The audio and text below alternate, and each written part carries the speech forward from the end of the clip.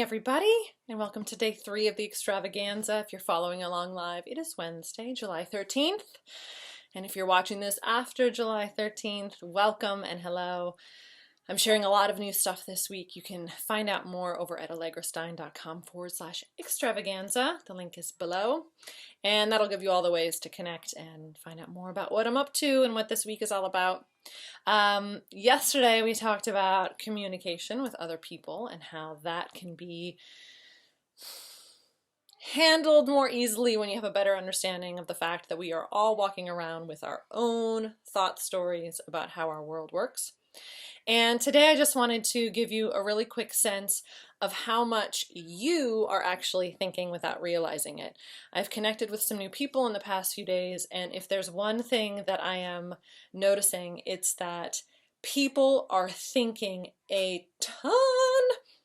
And not only are they thinking a lot, but they believe they're thinking.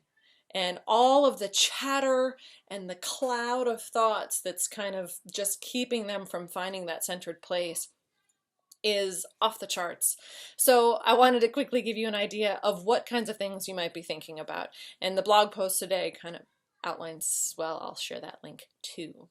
So let me just give you a quick idea of some of the possible things that you are thinking about at any given time. There's one category of thoughts that I call time travel thoughts. So that is all of your thinking about the future and all of your thinking about the past. Those are thoughts like, well, what if this happens? That is worry, that is regret, that is stopping yourself from doing something in this moment because you're afraid that you won't be able to do something in a future moment.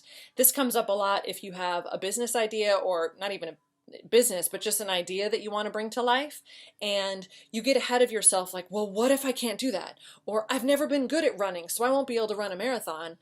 And that thinking about the future keeps you from just putting your shoes on and going outside for a quick walk. So keep that in, just be aware of that. Whether who and how you are in this moment, which is the only moment you've got, is being determined by some future story or some stuckness about your past story. Other kinds of thinking that are taking up your mental space include thinking about goals.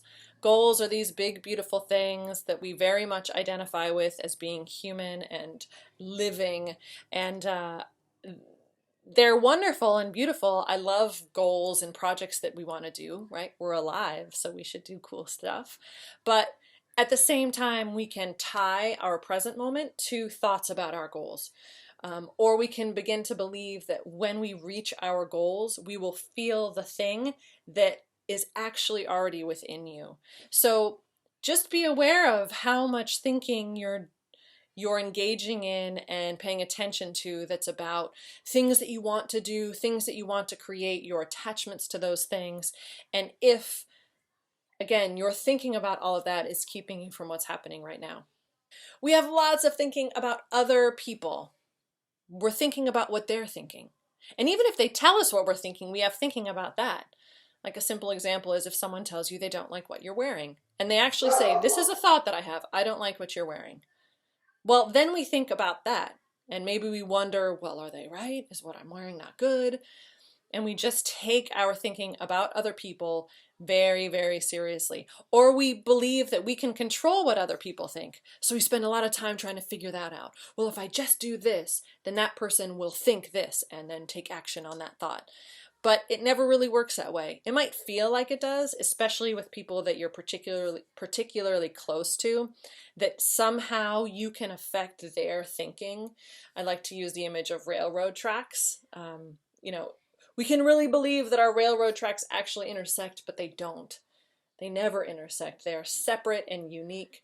And the more you can release that idea that you can affect and change and manipulate what other people think, the more free you'll feel from trying to do that. There are thoughts about right and wrong. I love these. Anytime is saying to me, I don't know what to do or what step to take next, it's usually because underlying that is this worry that there's a right decision and a wrong decision.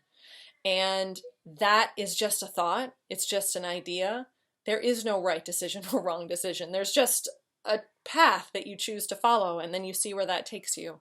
So decisions and thoughts around what is right and what is wrong, thoughts about thoughts that are made in judgment, like that things in your world are either right or wrong, that people are right or wrong, that things are right or wrong, that can very much occupy a lot of mental space, and you might be having those thoughts whether you realize it or not. There are interpretation thoughts. What do things mean?